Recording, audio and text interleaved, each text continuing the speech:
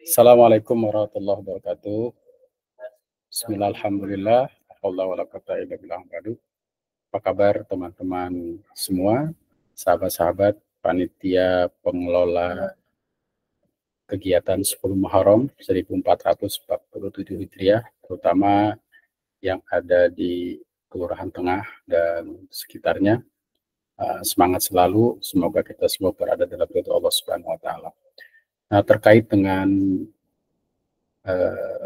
manajemen keuangan yang perlu saya sampaikan kepada teman-teman, terutama kepada panitia. Pada intinya prinsip kita adalah keterbukaan ya, artinya semua nanti bisa melihat terkait dengan transparansi kegiatan ini, karena kegiatan ini melibatkan orang banyak. Karena itu perlu kita melaporkan hal-hal yang terkait dengan sumber-sumber pemasukan keuangan dan lainnya. Nah, karena itu nanti akan saya kirimkan link dari kegiatan ini, ya, link untuk ke sites ini, ataupun nanti ada barcode ya yang sudah saya buat. Barcode itu yang sudah saya buat, saya akan coba lihat di sini. Nah, ini adalah barcode ya. Nah, barcode ini juga nanti akan saya tinggal di scan menggunakan pencari ya di Google ataupun barcode lainnya. Ini bisa dipindai, nanti akan masuk ke website yang dimaksud. Atau yang kedua menggunakan link ini ya, link sites ini sudah kita buatkan sitesnya ya. Ini bisa diklik, bisa di copy paste dan masuk kepada mesin pencari di Google atau lainnya. Insya Allah nanti akan bisa masuk ke sites ya. Rekan-rekan sekalian, kita akan buka ya link ini, kita akan buka. Nah, kemudian di sini ini sebenarnya sites yang sifatnya pribadi, saya memanfaatkan yang tidak berbayar ya, tapi pun berbayar disimpan saya memiliki ya. Nah, kemudian di sini di atas ini adalah pengurus ya, pengurus di Kelurahan Tengah. Di sini ada foto kegiatan yang bisa kita lihat, tinggal mengklik dan langsung kita masuk ke sini ya. Kegiatan kita ini adalah kegiatan 10 Muharram santunan yatim dan duafa Kelurahan Tengah. Nah, kemudian di sini ada data yatim ya. Nanti saya minta bagi teman-teman panitia, khusus kepada sekretaris ya yang menginput data, ini bisa mengirimkan emailnya ke saya. Nanti akan saya jadikan admin, ya, bisa mengedit dan ini bisa dilihat real time. Jadi hanya beberapa orang saja, terutama adalah saya sebagai pemilik akun, dan yang kedua adalah staf admin ya, yang 1 atau 2 orang yang nanti bisa menginput data, tinggal mengklik ini data yatim. Tapi ini tidak akan terbuka kalau aksesnya belum terkirim ya melalui email. Tapi nanti saya itu sekretaris dan nanti bisa mengirimkan email ke saya untuk dijadikan admin. Nah, ini terkait dengan data yatim. Jadi data yatim ini masuknya adalah per RT ya. Jadi karena itu kolom yang diperlukan yang pertama nomor 1, misalkan namanya siapa, kemudian RT berapa, RW berapa. Nah, tanggal lahirnya ini tinggal diketik manual. Jadi tanggal lahir ini, nama, RT, RW, tanggal lahir ini bisa diketik manual. Namun yang di sininya ini tidak usah diketik ya. Dari hari ini, kemudian tahun, jumlah bulan, jumlah hari, tahun, bulan, hari, nanti secara otomatis akan muncul total usia. Nah, contoh ini ketika seseorang lahir pada tanggal 23 bulan 6 tahun 2011 ya, dikonversi dengan hari ini, maka total usia anak itu adalah 14 tahun 0 bulan dan 8 hari. Demikian juga kalau lahirnya misalkan 27 bulan 6 2011, maka usianya adalah 14 tahun 0 bulan 4 hari. Yang ini tidak usah diketik ulang ya. today, kemudian ini juga tidak usah diketik ulang, jadi hanya mencantumkan nomor nama yatim RT.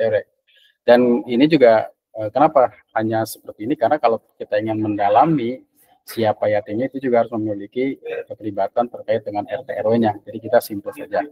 Ini yang pertama. Jadi sehingga nanti kalau kita memiliki data ini nanti bisa digunakan untuk kepanitiaan yang akan datang. Nah, di sini kalau nanti ada data yang belum tercantum ataupun sudah melebihi 15 tahun, maka secara otomatis nanti bisa di-delete.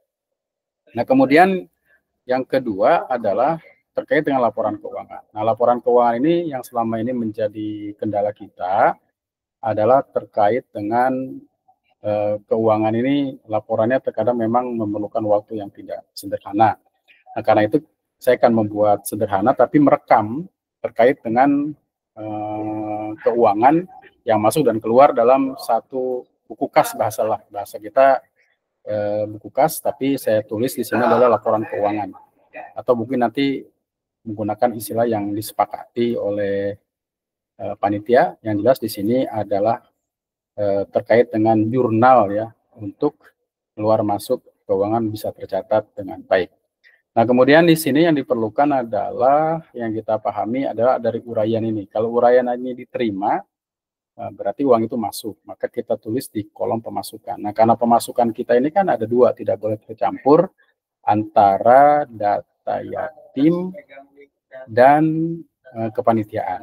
Ketika orang memberikan donasi atau sodako misalkan sekitar 8.050.000. Nah, ini kata dia 1 jutanya untuk yatim, 150.000-nya untuk kepanitiaan. Maka kita harus tercatat mana untuk yatim, mana untuk kepanitiaan.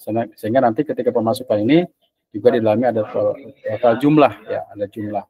Nah, kemudian dalam satu kolom ini jelas untuk pengeluaran tidak mungkin ya. Jadi hanya pemasukan dalam satu kolom ini untuk pemasukan dan satu kolom di bawahnya untuk pengeluaran. Dan ketika pengeluaran maka tulisnya bisa menggunakan istilah dibayar atau dikeluarkan dana untuk. Di sini juga harus simple kata-katanya, tapi kata-katanya ini menggambarkan peruntukan. Misalkan dibeli, berarti kalau dibeli itu dikeluarkan, maka kemudian nanti tulis di kolom pengeluaran, dan di kolom pengeluaran pun nanti secara otomatis akan tercetak total berapa keuangannya.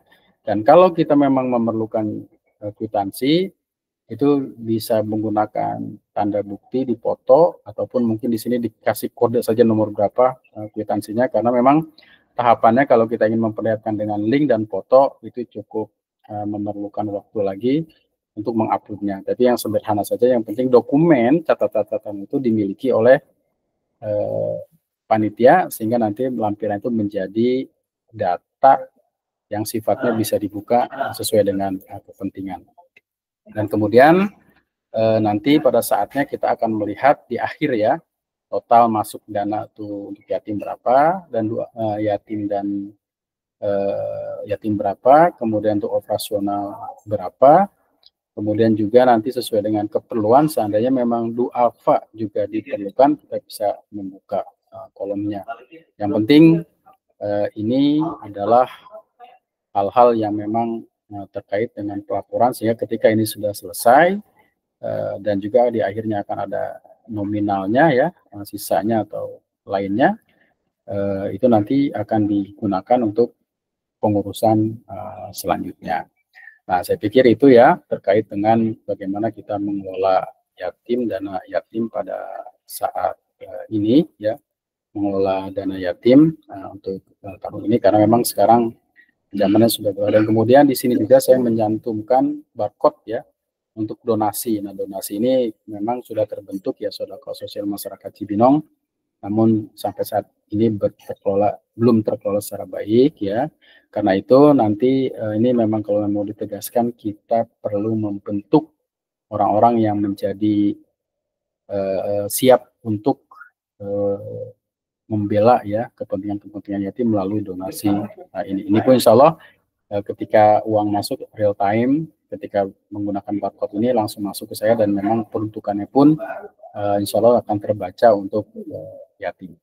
Terima kasih teman-teman semua atas perhatiannya. Ya, mudah-mudahan kita semua diberi berkahan, keridhaan oleh Allah Subhanahu wa taala, sehingga kita bisa melaksanakan kegiatan santunan yatim dan duafa ini berjalan dengan baik dan lancar. Terima kasih atas perhatian. Mohon maaf atas kekurangan. Assalamualaikum warahmatullahi wabarakatuh.